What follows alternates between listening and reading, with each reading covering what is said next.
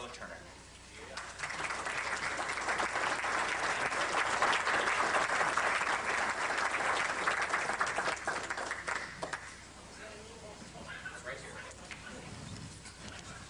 Let me get a drink just a second. I got a little bit moved by Debbie's story. I thought I would just come back up here and say what she said, okay?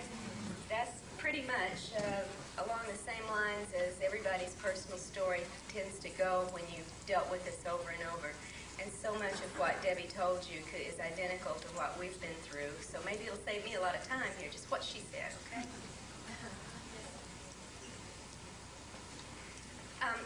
Are some of you familiar with the story that we told about our first year in the book, Into the Fringe?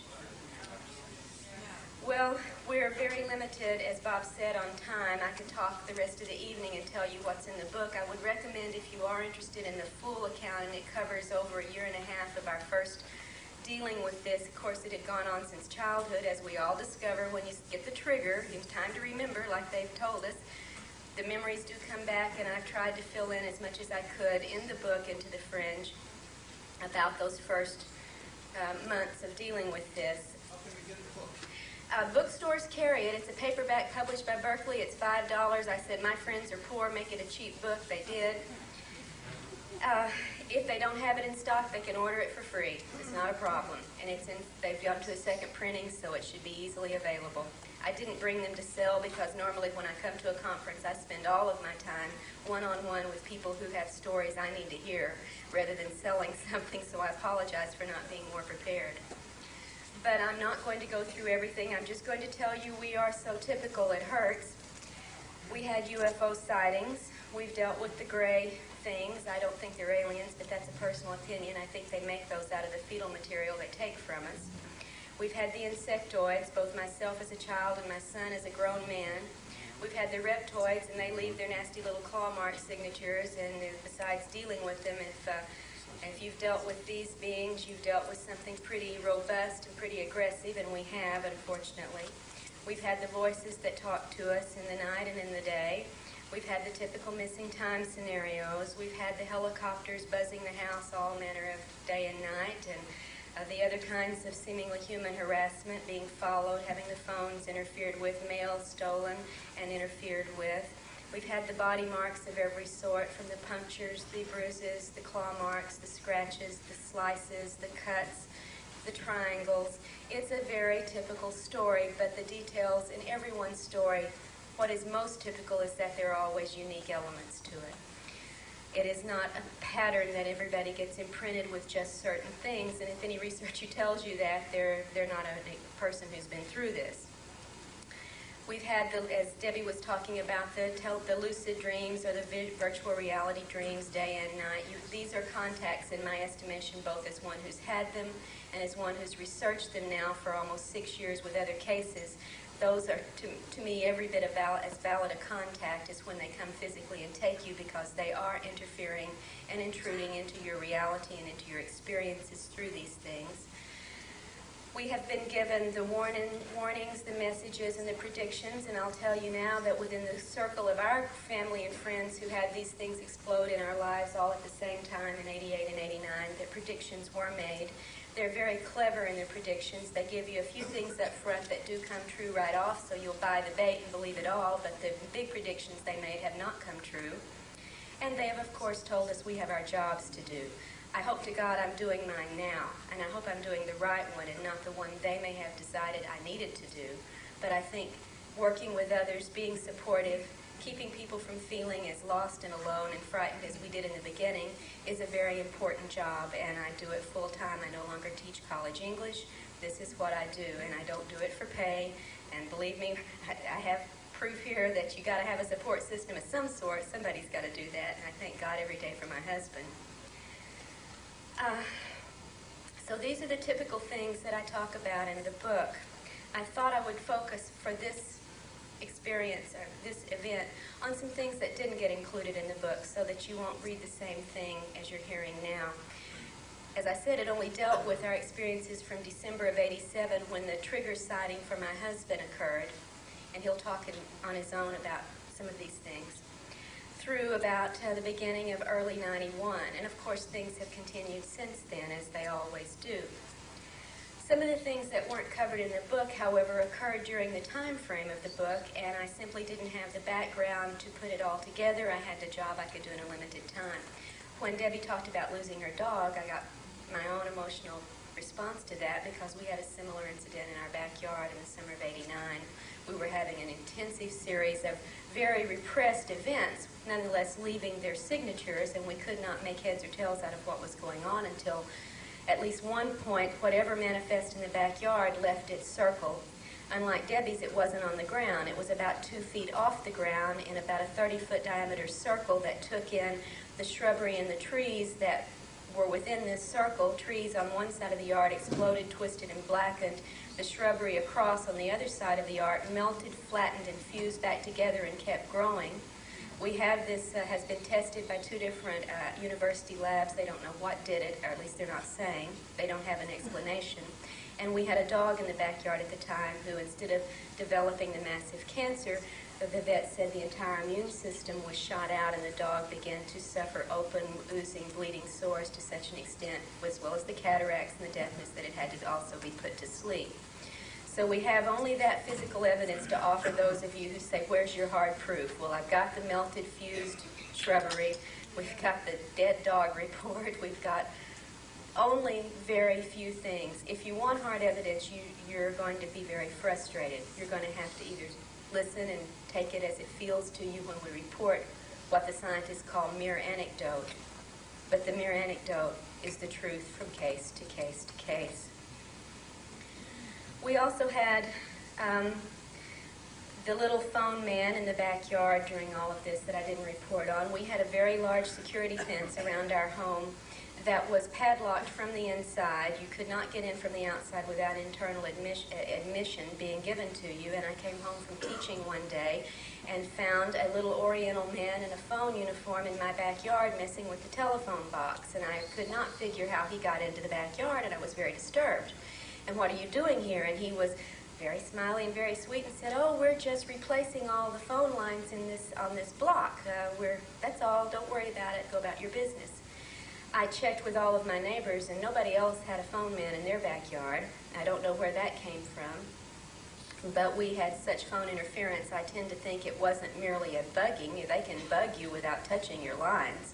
This was not a necessity if they simply wanted to listen to us. We do assume now we are listened to. We just don't think we can keep any secrets, so it's not a problem of what we're trying to keep back to protect ourselves. We feel the only protection is to talk about it. If we talk about it openly, maybe they'll quit bugging us so much in private. We also had, you've heard of MIBs, we had an MIBC.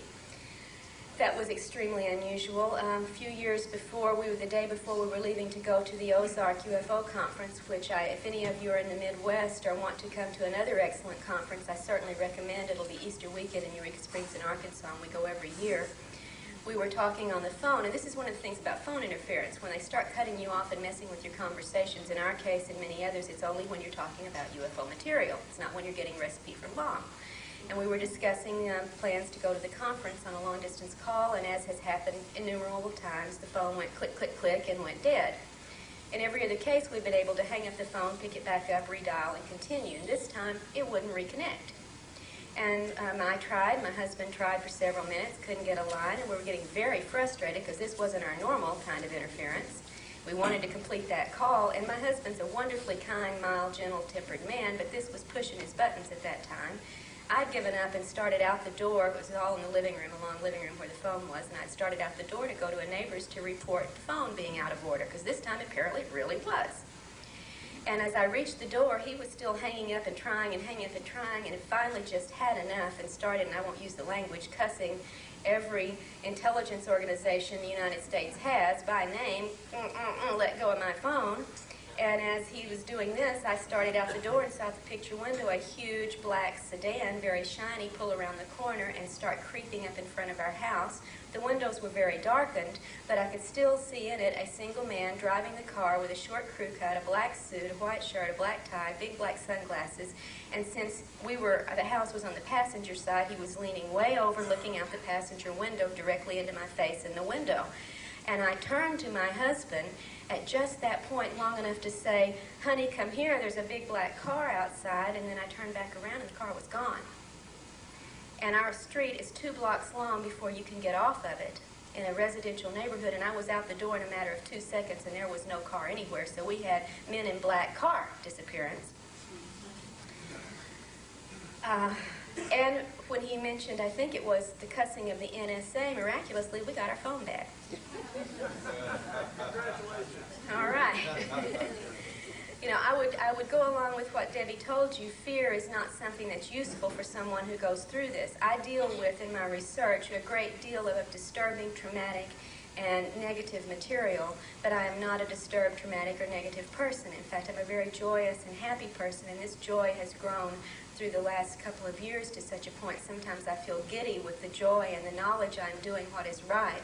So apparently dealing with the bad doesn't turn you bad. Doing what is right and dealing with it gives you strength. I have no more fear.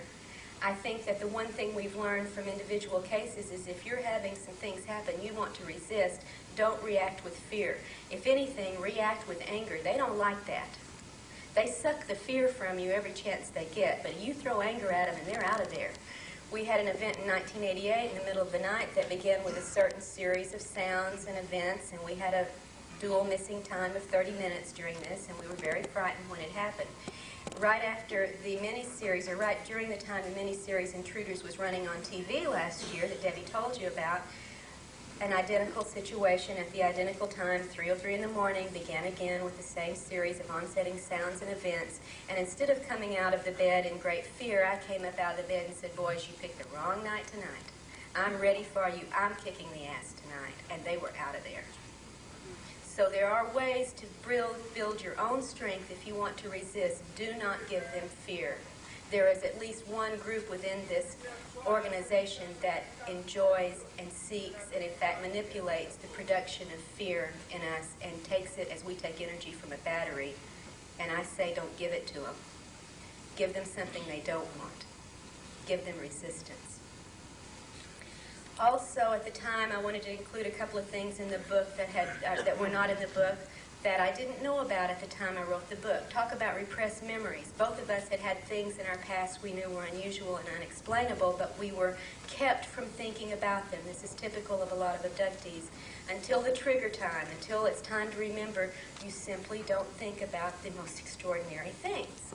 They happen and you push them back.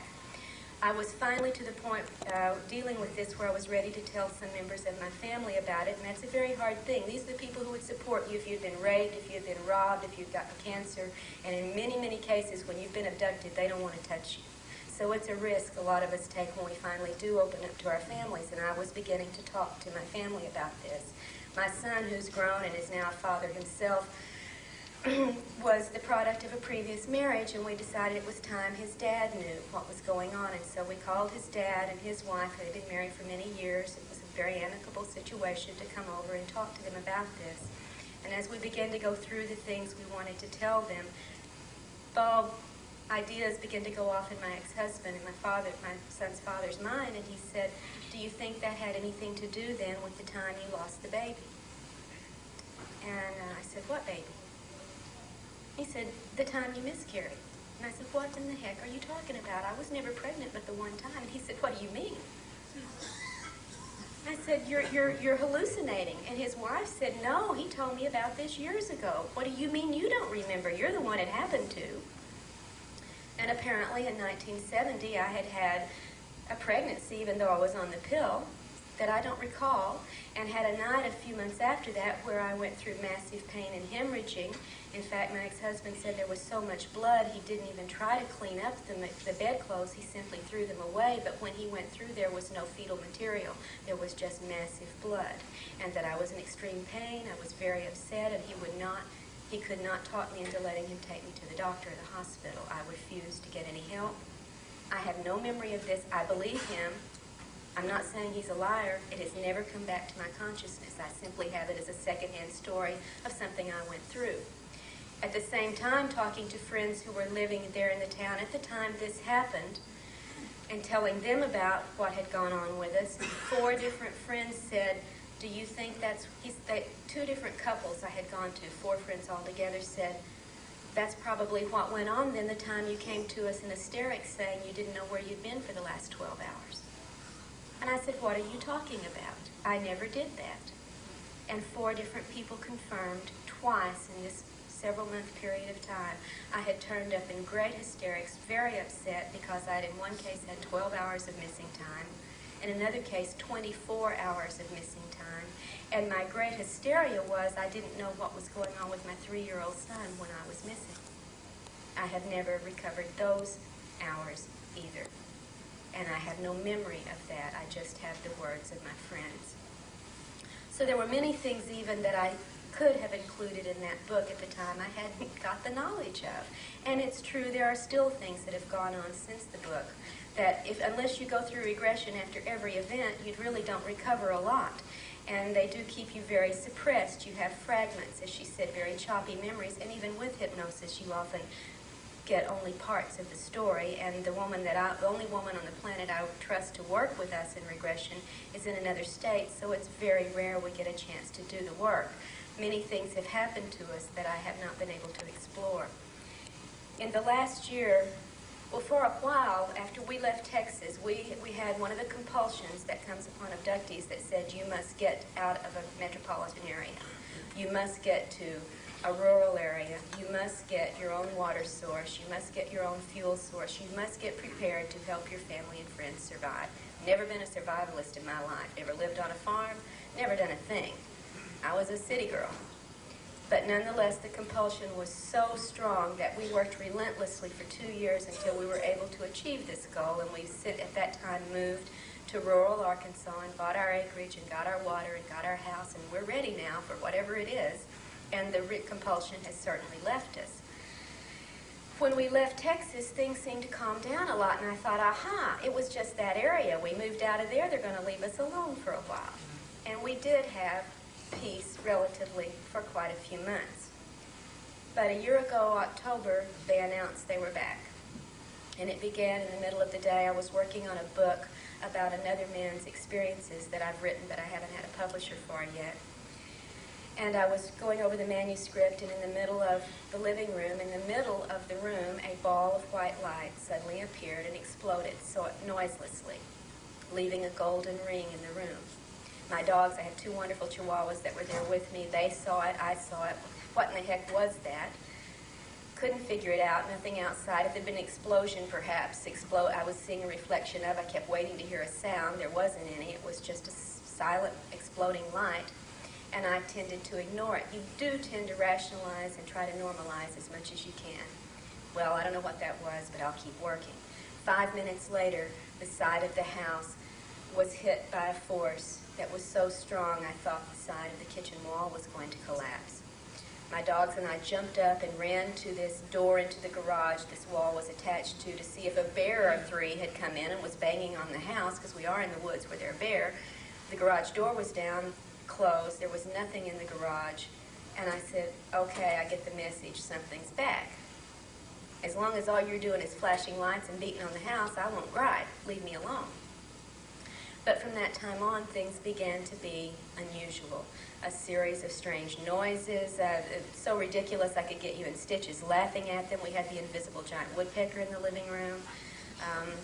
A conversation we each heard the other say to each other that neither of us said to each other. I mean, little games being played all around, and I was thinking, secondary stuff, fine. I can handle that. I'm dealing with people who have real problems. If it's just noises and woodpeckers and lights, I'm okay. But we also had some new sightings. In October, after this started, we got a call one night. I was cooking dinner for a friend and my husband, and got a call right as I was getting everything on the stove from a neighbor who lives across the ridge. Everybody's got 10, 15, 20 acres, so we're not like next door to each other. And the neighbor called and said, we've been watching a UFO for about the last 5 or 10 minutes. You guys want to come out and have a look? Well, I've got things frying and I can't go, but my husband and friends say, yeah, we'll be up there. And they run up the road, and they did have a sighting of the thing that our neighbors had been watching as it was leaving. When it began, it was about a quarter mile from the house, and I thought, darn, missed it, because I was cooking. Although in my heart of hearts, I'll tell you now, I think UFO sightings are at best a distraction to keep us from paying attention to what's going on the ground. So I'm not one who goes out to look for them. I find we have learned nothing in 50 years of every scientist in every group and everyone in the world measuring and recording and going over sightings. We haven't learned the first thing about what they are and where they come from, so I think it's a big waste of time. But nonetheless, you got one in the neighborhood, you probably look. The next month, however, as I was strolling up the driveway along an incline up to the road, my mother-in-law lives in a cottage next to us, not farther from here to the wall from our house, and I was walking up the driveway between us. And we have large, tall trees. When you have a thick forest, the trees get thin and tall, and these are pretty tall trees. And utterly silently came something that's the strangest thing I've ever seen. And I'd had 3 UFO sightings before. This was the strangest I'd ever had. It was about the length of a boxcar. It was rectangular like a boxcar. It was about as wide as a boxcar, but about half the height of one. It was brown metallic. It was coming directly above my mother-in-law's cottage over the tree line, right almost above me. I could see underneath it there was a bar dividing, or an indention dividing it in half, like a domino's divided in half. And at the corner of each of the corners of the boxcar, and at each corner of the dividing line, were large amber yellow lights. It was moving about this speed, totally silent, right above the trees, and just kept going. Now, if anybody's had a boxcar sighting, I'd love to compare notes. We had reports of a similar object in northern Arkansas, but I'm in central Arkansas and certainly didn't know one in our area who had seen anything like this. And your reactions, remember Debbie talking about her husband when he saw the light out in the yard, and what did he do instead of getting up to explore? He goes to bed. You are under control. Every time something happens, there is a control exerted, so you don't react as you normally would. Now, you'd think somebody who's a full-time researcher and an abductee having a sighting at treetop level over your house, you would run like heck to get it. You would go get your camera. You would go tell somebody. And, of course, my first few seconds were that response. And then immediately, as if somebody had dropped Valium into me, it was, oh, well, doesn't matter. I think I'll continue strolling. And when I eventually turned back and came into the house, I said, well, I could have come and got you. You might want to go have a look. It might still be there, but I don't think so, la-di-da. This is not me, and this is not how I would react. There was a control exerted. We had other incidents through this year that have shown the same kind of suppression of our natural response to things. Do you want to tell about the one you saw at the window, and I'll leave that to you? Okay. I had an incident. We are near a military base in the central Arkansas area that does training flights of C-130s. And we know very well what a C-130 looks like and what it sounds like because they come over the area quite a lot. At 1:05 in the morning, I was awakened by the sound of a C-130 that had just appeared to reach the edge of our house area. And my first thought waking up was, I'm calling that Air Force base in the morning, and they're not going to fly these things at 1 o'clock at night over my house anymore. That's too disturbing.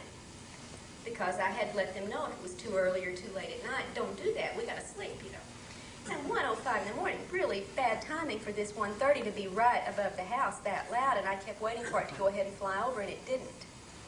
And it didn't. And it didn't. We had a C-130 sound hovering over the house for about 5 minutes. Did I get up out of bed and look? No. Did I wake my husband up? No. 5 minutes later, what do? Say, oh well, and go back to sleep. I have not had a chance with regression work to see what may have happened at the time. But again, this is not how one normally reacts. And then, as I talked about last night, I had the contact in May where I had the Jacob and Esau scenario played out. And I think most of you may have heard that if you were there last night. I hate to be repetitive. I was going to save it for tonight, but I was asked to talk about it then. This was the only time since 1980 that I've had a contact in which I was not, to my knowledge, abducted. I was given a message, a warning about the deception being used in the manipulation genetically of the race to change our species into something more useful for these beings' purposes than what we currently are. Apparently, whatever they did to us in the beginning to make us useful has petered out, and they need to do some more messing with us, and I was given a scenario based on a biblical story to warn me about the deceptions being used to do this, but I was not, as far as I can ascertain, abducted, nor was I physically touched, and for that I am profoundly grateful. It may have been then from the good side that sometimes does seem to give us some help and some information, which I had been praying for very deeply for about a year, and I appreciated having the difference. In my mind, I have used the rule of thumb till I know better. Good things don't abduct. We don't allow humans to abduct us. We call it a criminal offense because it is on every book, I think, of the laws in this country, a criminal offense to do so. And I don't think that anything has the right to break those moral laws against us. I wouldn't accept it from you, and I won't accept it from them, so I was very grateful to have an encounter from a force other than the abducting, poking, probing type that gave me information I had been asking for. I think we need to pay attention, but even with that, to be cautious, to be skeptical, and to take nothing at face value.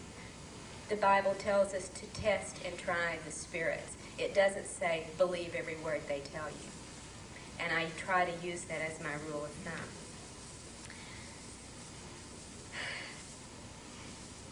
More important than what is, I'm talking about personal experiences here, but part of my personal experiences are the research I do with other abductee cases and other people who are wishing to make sense of theirs.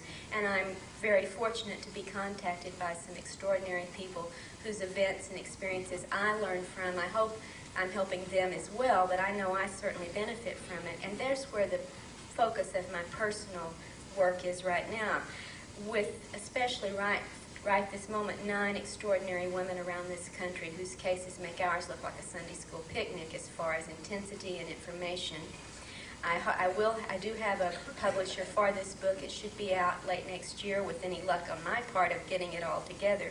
And I hope you'll have a look at, because the things we went through are so illuminated by what these people have gone through that we've learned reams from dealing with these parallel events. Much new information is coming out on those that shed light on, for instance, the military abduction my husband had. We have 4 of the cases of these 9 women who've had intense military intervention and activity in their experiences. So we're working to put this material together for all of us to learn from. We've also begun to get a lot of extremely important and precise information on the nature and use of the implants that people are having, and they trade them out. You don't get one in the beginning and they leave it forever. They trade them out, they put them in different places, they have different functions, and some of it's extraordinarily important for us to start understanding and trying to deal with. And I hope that the information I've gathered from these people in my personal research will be available to all of you as soon as possible. The good news I want to share with you in our own case and with some of these others is that something seems to be changing. It's not SOP anymore. Standard operating procedure is shifting. Not only does there seem to be a clear sense of increased activity on the parts of the aliens, but there seems to be an increased experience on the part of the abductees to be resistant, to be more empowered, and to begin to see through the illusions that the deceptive ETs very, very often use to manipulate us. And for this, I am very hopeful and very joyous. We are having case after case now in the midst of an encounter where an illusion is being offered or thrust upon the person, and they're not buying it. They're seeing through it, and they're calling the bluff, and it seems to be making a lot of difference. I am very moved by and heartened by one of these 9 women who will be in the book. She goes by Anita in the book, who has never had hypnosis. Nobody's planted anything in this woman's mind. We have not even met face-to-face. We've done all our research through correspondence, phone calls, and family questioning and investigations on the surface level, the conscious level. Throughout her life, her family has had many of these experiences. And she was reminding me the other day of how, like I said, we're beginning to see through the illusions. She said, you know, the little white ones, what they call the gray ones, I guess, she says, I got the distinct sense they could care less about us. They have a job to do, and they do it as best they can, and we're more or less just the project. She says they don't tend to try to make us feel very good one way or the other about it. But she said the tan ones, now they're different.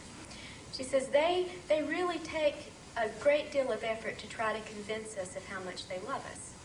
She says, oh, they can bombard us with love. I mean, shower us with love and get inside us and make us love them back and feel this kinship and bond with them and merge with us, and you are I and I am you and we're all one. And she said the last time they did this with me, I was standing there and one of the tan ones was just beaming this love into me, and she said, I felt so bad for him. I had to reach out and pat him on the face and say, too bad it's not real. Seeing through the illusions is the big step forward that people are making one at a time, and I'm very, very hopeful that we're going to be developing a resistance technique, and it's going to happen one at a time. But I think it's spreading quickly. In fact, I think we're doing now what other species in crisis situations have done throughout history. You put a species into a deep enough crisis situation and something starts to change. If it's mutating, if it's evolutionary leaping, I don't know what you call it, but they begin to develop new capabilities, new even physical manifestations to give us a chance of surviving this crisis. And what I'm beginning to see, I feel I could be very wrong, but I'm going to throw it out there for everybody to watch and test. Test this as you go through other people's experiences and your own and see if you find this true also. More and more I begin to see that this may be the time we are being forced to develop resistance, coping, survival techniques we have not needed in the past. You know, I don't mean to make light of this, but if we have been farmed by this group for eons, it seems to me the cows are waking up. And this isn't going to be pleasant for the farmers. It's not pleasant always for the cows, but it's necessary if we're going to quit marching like obedient blind animals down the path that they lead us. Perhaps this is a time where we're moving from the bicameral mind to the tricameral mind. Perhaps it's a time now we're developing new perceptions, new mechanisms, new abilities to perceive these things coming into us from other dimensions so that we can deal with them in a more resistant and more equally prepared and a stronger way. And as I see this from case after case where people are penetrating the illusions, learning how to stop and resist things they don't want going on, I tend to think that is our hope. A dead species. The game isn't over and we haven't lost. These beings go to so much trouble to make us think there's nothing we can do about it that I think they're lying. I think they're afraid we will find something we can do about it. And this is where the battle lines really lie at this point. At least it is my hope. Now, I've talked about just some of the details since the time of the material in the book. I hope that if you're interested, you'll be able to find it and catch up with us. It's an ongoing thing, and I will keep you informed along the way. But details are one thing. What really hits home is how it feels. And I have left that to the most eloquent member of my family, my husband, to talk to you from the inside, from the abductee point of view, and I hope you'll make Casey very welcome.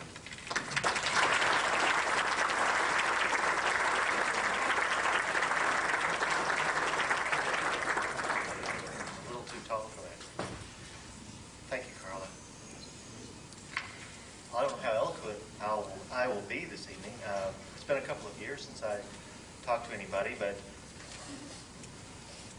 at least in a public forum. However, there's a few things that have been happening to us, as she explained, and it began to get on my nerves pretty heavily. And so I thought that perhaps, in agreement with Bob's invitation to come and speak to you, that I would share some of my thoughts and some of my feelings about what's been going on.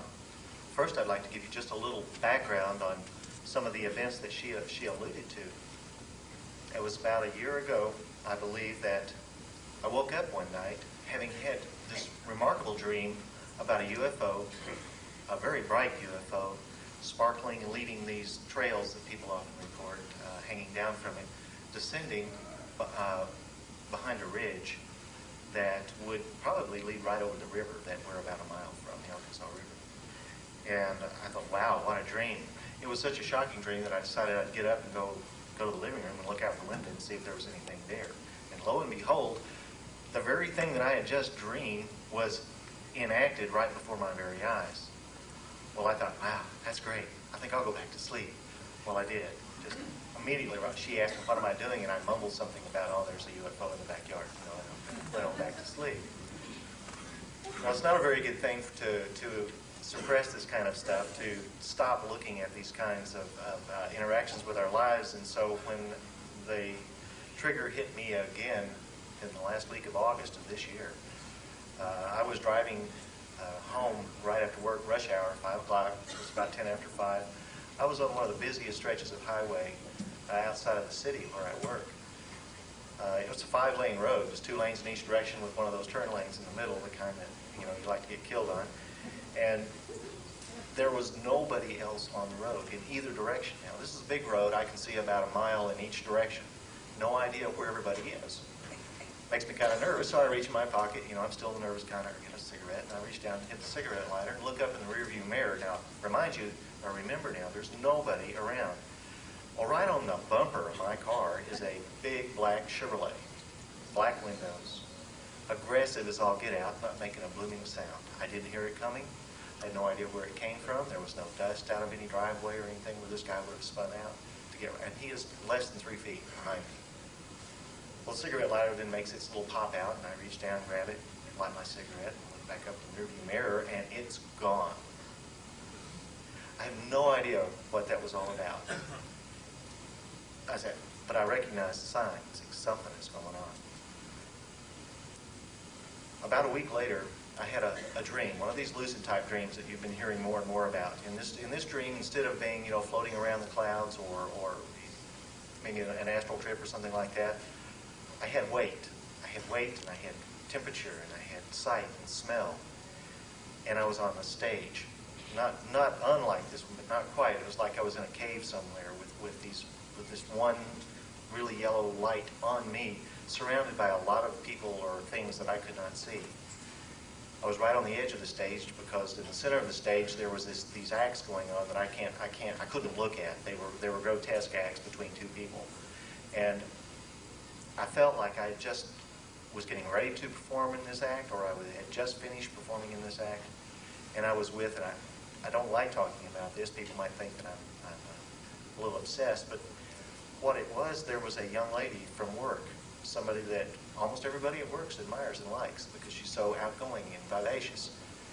But she and I were both stripped naked. We were hurting. She was in terror. She was crying.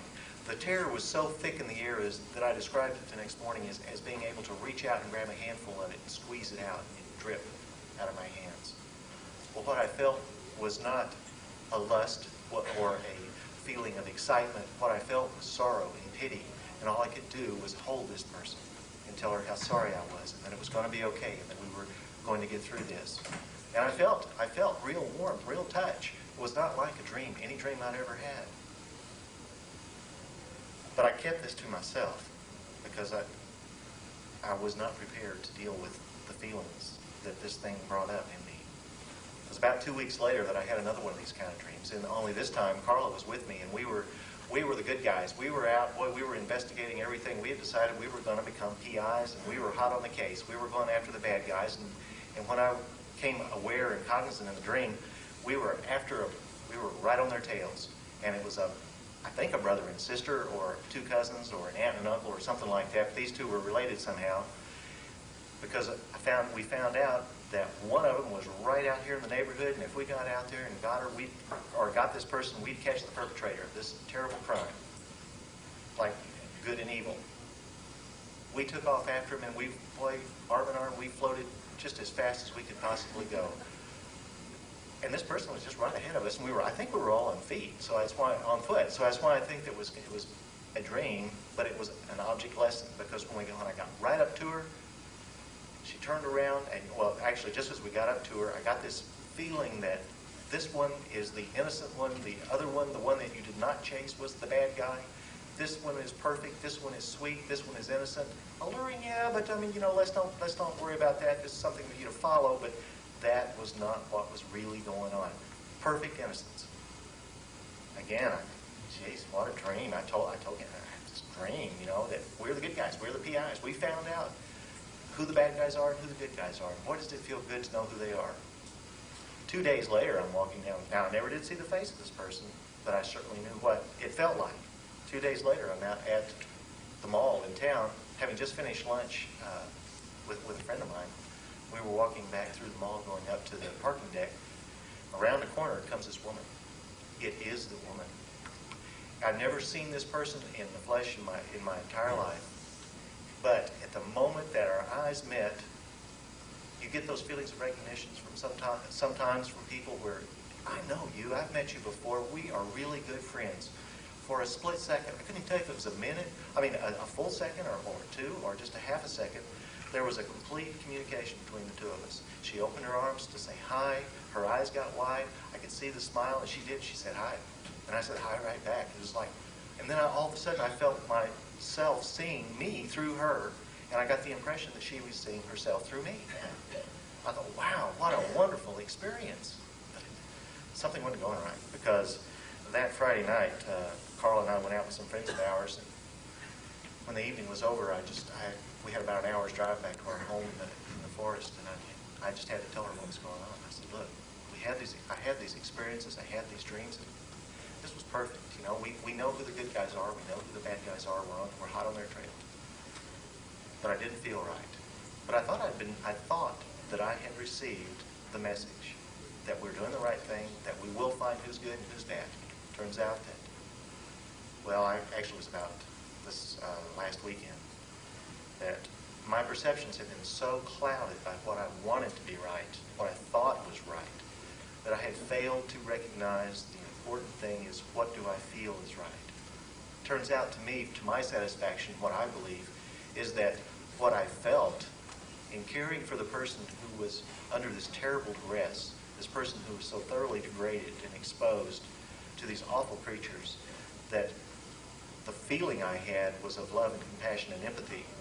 That was the right feeling to have. And that it had been offset by this thinking sensation of, well, I know what is right. I think that I've got the answers. So what I did today, when I was trying to get ready for this conference and to talk to you people, I decided that how I would approach telling you what's been going on, and to add to what's in the book, and perhaps even tell some of you who don't know what's in the book a little bit of what's going on, is to tell you what I think and what I feel. And I'm going to take you from A to Z, try to keep this a little bit short so that we can continue, if you want to know more, during the discussions. I felt that what I should do was when I got here, was to get a great big letter A and paste it on my forehead so that you'd all know that I was an abductee. I think about that a lot. I think about being abducted quite a bit. I think about the alienation. The things that have gone on to all of us who have been abducted and tried to talk to our friends. I still don't talk to the folks at work. I like my job. I want to keep it. And I don't think they're ready, even though a few individuals are. I don't think they're quite ready. So what that makes me feel, what the whole thing makes me feel now, on the opposite side of that thinking process, is that I do feel angry. I feel angry at the people who are abducting us. And not only that, but I feel angry at the denial that the so-called thinkers in our society have constantly heap on us. They deny that we see these things. They deny that they could possibly happen. Our religious leaders do not. They just do not want to recognize that we are more than what they say we are. And that does make me angry. Carl Sagan used to be my hero. I was a science nut when I was in high school. I loved everything the man had to say and believed him. But he's really upset me here lately. People like that. I think about all the times that I've been beguiled. I think like that dream. That was a positive dream. Man, everything is wonderful. But inside, I feel terrible. That is not right. I was beguiled. I didn't get better. The pain got worse. So I feel betrayed. I feel betrayed by religion, by science, and by these deceptive spiritual forces, so-called spiritual forces. I think about what they do to control us. For example, before I got married the first time, I was held, totally controlled, just like the guy that rolls over in bed, and I've done that too, while my soon-to-be fiance was taken off by the little, I call them reptoid aliens. They certainly didn't look great to me. It was the middle of the night. They had gray eyes, yellow eyes, but I was controlled. I was also controlled when my son, my 2-year-old son, was abducted. Middle of the daytime. I was treated to my very own personal California earthquake when I was sitting out behind our house, not being able to get back in the house, while he was abducted. So I think about these controlling things that happen to us, and I feel concerned. I feel concerned not only for my children, I feel concerned for all of us and all of our involvement. I think about the disinformation, the debunkers, the experts, and I feel deceived. I think about the infringement that intrudes on all of the abductees' lives. We are infringed upon. It's not our choice. They do it. We don't ask them to. I haven't seen a document that I signed a couple of millennia ago saying that it's okay for me to come back and do this now. I do remember under deep regression thinking that it's time to get back, that it's time to be with people, it's time to feel and experience again. But I don't ever recall saying, I want to go back and have this thing happen to me. All this makes me kind of feel emasculated because from 11 months old, during my first experience, all the way through my life, there has been this force out there that won't let me do what I want to do. There's a force out there that stays hidden. It hides all the time. That takes away a lot from a person. Think about fear. Well, there for a while, yeah, we did have a lot of fear. I was unknown. I wasn't really curious. I wanted to hide. I wanted to run, but don't feel that anymore. Because what I feel now is that I have an extended family. My fellow abductees, not a finer group of people that I've ever met. Sure, there's some jerks. There's some really nice people. There's some really hard-to-know people. But I feel that we're a family. Think about the gifts that we've all been given. You know, our awareness, the fact that we're not sitting in a closet somewhere, or so tied up in our ABCs or our 1, 2, 3s that we can't think about this. I think about the friends that I've gained and my wife, and the fact that I'm one of the healthier people that I know. So I feel kind of guided to places. I felt guided to meet Karla. I felt guided to be with that first person that I married. But it goes beyond coincidence. It feels like there's some sort of psychic connection here. I do feel, I think that I've been helped, that there are some beneficial forces out there. You know, like I have a daughter that was born with a heart defect. And for the first year of her life, 3 times a week, I took her to the physician so that she could have an EKG. Gave her digitalis every day. For her first birthday, the present was going to be a catheterization to see what kind of damage there was to her heart so that it could be repaired. I was in the service at the time, and these people, they're not bad, believe me. They gave me a compassionate reassignment so that I could be near Walter Reed Army Hospital outside of Washington, D.C. My daughter was checked out by the head pediatric cardiologist at Walter Reed Hospital. She did indeed have a heart defect, and it was a major one. And he agreed with the medication that she was on and wondered why we hadn't had surgery done before. But then, after having gone over the records that came with us, she was able to see that they had done the right thing, and she really probably wasn't strong enough to handle a heart operation at that time. The night before her operation, a bunch of my friends and my family got together and we prayed for help. We asked for help for this young child, not for any of us, not to make us feel better, but so that she could have a good life and enjoy life. The next morning, after my daughter went through the catheterization, sitting out in the lobby, the doctor came out, face as white as his coat, said, "Sit down." Next thing out of his mouth was, "Do you believe in miracles?" Something happened to that young lady yesterday. Her EKG is perfect today. We don't know why. We could see where there was a hole in her heart the size of a nickel. Now, this is in a very tiny child. Huge hole in her heart. It's closed down to a tiny pinpoint, something that's a lot of us have. It's not going to give her any trouble. And she never has had another bit of trouble with her heart. So we do have some beneficial agents out there, something that does care about us, something that does help us. And I'm really thankful. But at the same time, I feel like there's been an awful lot of harm that has happened too. Friends of mine have been killed. this is not the same spiritual force. I know that there's things that are out there that are harmful. I feel there are things out there that are harmful. I feel that I think about the invasion. You know, it's like, golly, here we are thinking that we're the only thing in the whole universe, and find out, no, we're not. We have been invaded, and I was implanted with something at the age of 12, and I was raped at the age of 13 by an alien, female-looking type creature.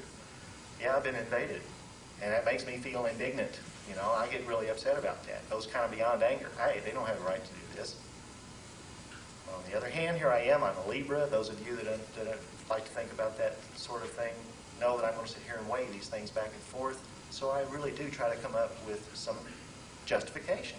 Is there any justification for what's happened to me? Turn out rationalizing things, but I still try to come up with a justification for it all. But I don't really feel there is any justification for the types of things that are going on with us. At the age of 5, I felt truly judged. One afternoon, I remember laying down to take a nap. Next thing I know, instead of sleeping, I'm being carried off by my mother and my aunt to a school. I'm 5, never been to school, don't know where this thing is. But I know something's wrong because the sky's green, the clouds are orange and black, and the school is totally deserted. Nobody's left but this really old janitor who proceeds to take me by the hand away from Mom and Aunt, puts me in a room where there's all of these panels and instruments, and boy, do I go through stuff. Still haven't been able to recall everything that happened, but I do know that when it was all over, he kind of booted me out and said, "Time to go, kid." Next thing I know, I'm waking up in my bed. Was indeed judged that day to some degree. I really feel that I was judged, put through an intelligence test, perhaps. Along the way, though, something has happened that's kindled a spark of human dignity within me. Despite of all the fear and despite of all the anger that I have, I know that there's something good inside of me, and there's something good inside of all of us. We deserve better than the way we're being treated by these creatures. And I really do have feelings of kindness for my fellow beings. Those of us, not only that are being tortured and abused, but all of us. I care about all of humanity. I can't love them all. I'm not nearly anything like Mother Teresa, but I still have a feeling. And since I was a child, first grade, the only person I remember in the first grade was a little fat girl who nobody liked. Made me feel so bad. And found out she was a great person. We had a good time. We had a great time. She was a wonderful person, but she looked different than everybody else. I think about all of the lies that everybody's told us. They're everywhere. And I feel a loss of the innocence that's beyond the human cause. I don't think humans caused this feeling of loss inside of me. Think about all the manipulations. I didn't want to marry my first wife. I didn't like her very much. I couldn't stop it. I was manipulated to ask me. I never intended to ask this lady to marry me, and it just came out of my mouth. Never intended to marry her. I was at the altar. Never intended to stay married to her. 11 years later, I still am. It took me a while to get over that one.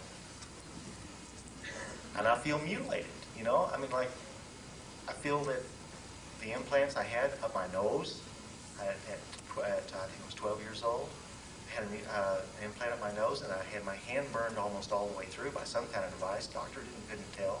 He had no clue as to why he could look down the middle inside of my hand. It wasn't a burn. It was just like a clean hole or a clean hole scooped into my hand. There was no trauma, none whatsoever.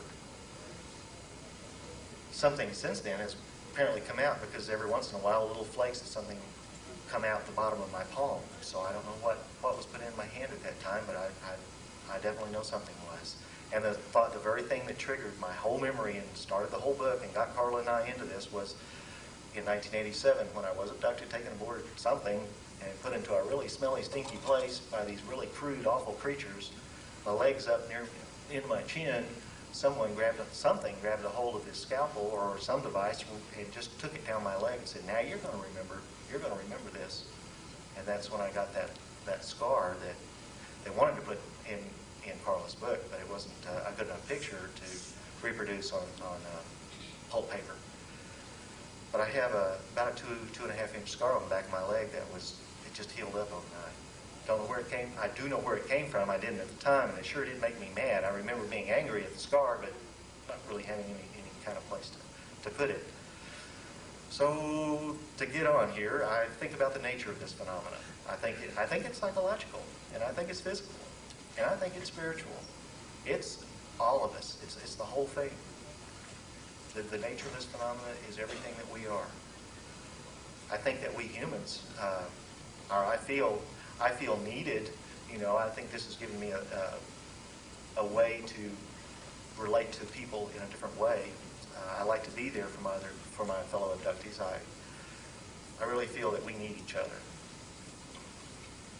I'm going through the alphabet here, if you haven't noticed. I think about the times that I've been opened up to new ideas and possibilities, both natural ideas, you know, good food, clean living, all that kind of stuff. I smoke cigarettes because I don't want to taste good to these bad aliens. Think about the spiritual aspects of it all, and I feel obtruded upon. You know, some of the feelings that I've had, like the feeling of love for this not so good person, the emotions that I had, that I was left to deal with that. They weren't my own. They were put there, not mine. I feel picked, or I think about being picked because my grandmother, things happened to her back to the turn of the century. They happened to my parents. They've happened to my children. So I do think about being picked, and I think that a lot of people are. Yes, I've got a bunch of Celtic in me, and I got the old Cherokee Indian, and I'm a negative blood type B, kind of rare. I mean, you know, it's a real pain if I need a blood transfusion. I feel panicked sometimes. What's next? But I'm not too worried about that. Yeah, I think that I've become more questioning. You know, I'm really curious. I do want to have answers. I come here, I go there. I really try to keep up with everybody. And at the same time, I feel there has been a quickening. There's been like a life generated here that needs to be nurtured. Need to expand my mind to stay up with this life. I think about reality. Is it or isn't it? There was a while ago that I just wanted to get a great big bumper sticker, stick it on my car, and it says, "Reality isn't." I do feel ready. I have a feeling of readiness, though. When I was in the service, the motto of the group that I was with was always vigilant. Two simple words, and I always try to stay that way. I think about the symbology of the whole thing, you know, like the UFO and the triangle cuts and the marks that we see on each other. And I feel sad. I feel sad at the abuse at each other that we all suffer from. I feel sad about the deception. I want to know the truth. I think a lot about the truth.